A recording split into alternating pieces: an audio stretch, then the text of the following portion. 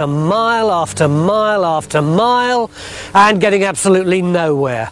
Well, that's what it would have been like for the poor workers trapped inside that.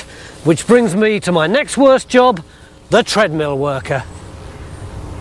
I've travelled all the way to Normandy in France to see this replica, which has been designed using medieval illustrations as a guide. It was the treadmill that provided the power for the medieval crane. So if you were the one doing the treading, it was a pretty menial task, but it was crucially important. The medieval crane builders had two alternatives. They could either build a small wheel, which was pulled around from the outside, or else they could make a much bigger wheel, which was powered by two people inside. The bigger wheels could lift the larger loads, but this was new technology. The cranes were really experimental, and there was always the danger that they might collapse. So working inside that wheel could be really dangerous. The treadmill workers were the unwitting guinea pigs at the centre of a technological marvel. The cranes were built by trial and error, often breaking and killing people, then being modified and rebuilt. But they must have been pretty effective, or the buildings wouldn't have been possible at all. Medieval illustrations seem to suggest that the crane was actually lifted onto the top of the cathedral as it was being built. So the craftsman must have had some sort of way of lifting the crane up in pieces, maybe using smaller cranes or possibly a windlass. Here at Amby, you can see that the walls are absolutely peppered with these little holes, which would have been for scaffolding. So as the walls got higher, so the scaff went higher, and the crane went up and up and up until it was right on the very top of the cathedral itself. This was technology that had been around since the Greeks and the Romans, but it had been completely lost in Western Europe until the Normans and the French went over to Constantinople and brought it back.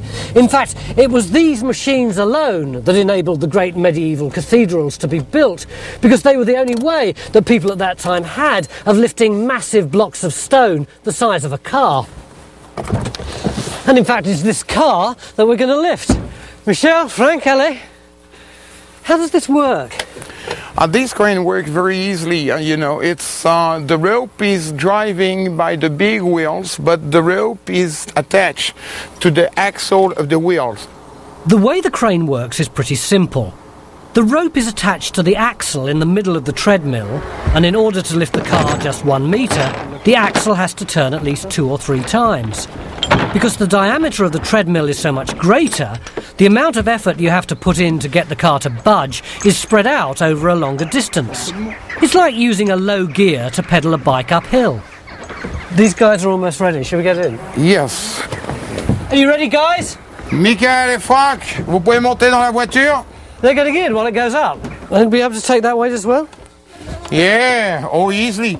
This crane can take twice weight than we have actually, We can take 2 tons. Oh yeah, easy. Which way? This way? Okay, to lift we go this way. All right. We don't have to rush, Yeah. Working slowly, we'll do the job anyway. Oh, it's going now. Look, it's really going up now. Who are the people who would have been doing this treading?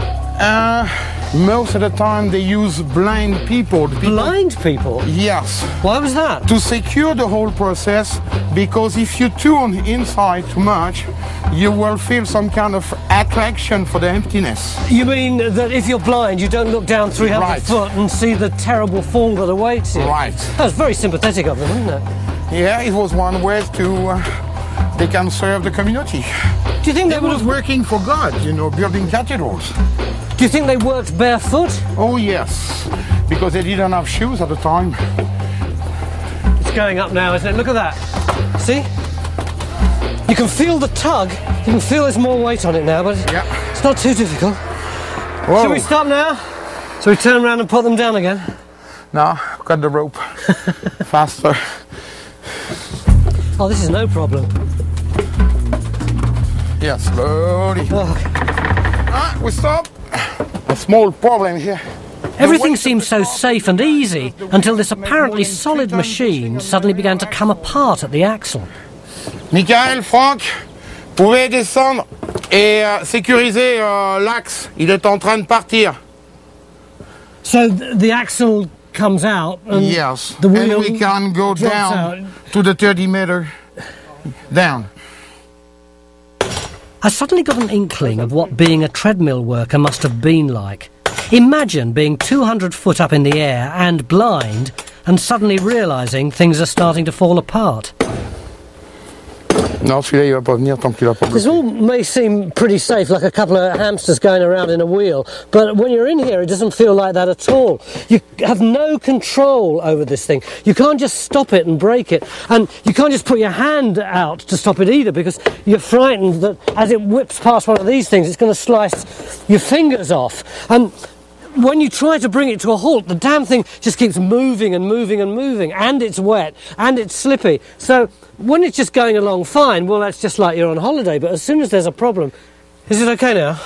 Yeah, now it's pretty safe. We can finish the jobs. Okay, let's get Have them no down. problems. We're going down that way. Yeah, I'm keeping my hands in my pockets. After now. you, gentlemen. Just getting the rhythm right. That's difficult, isn't it, for two people? I feel really nervous now. Really? I can hear the creaking on my left ear. No, come on. Okay. It's the safest machine we have ever made, but we made only one. Thank you for that.